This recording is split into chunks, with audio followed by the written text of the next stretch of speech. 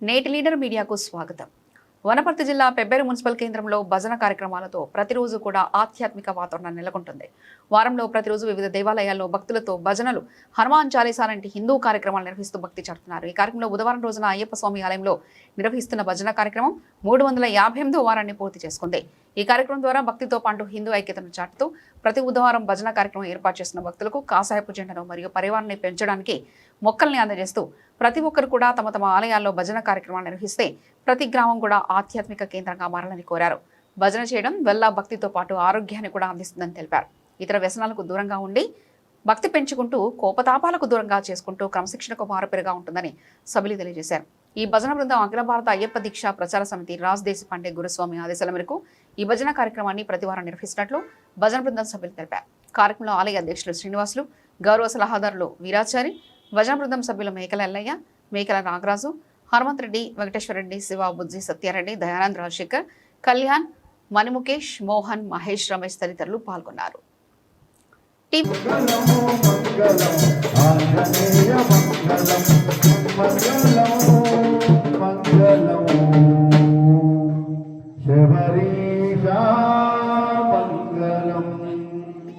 మంగళకరమస్తు స్వామి, మంగళదాయకనే. జై బోలో గణేష్ మహారాజ్ की జై. మూల మహాగణపతి భగవాన్.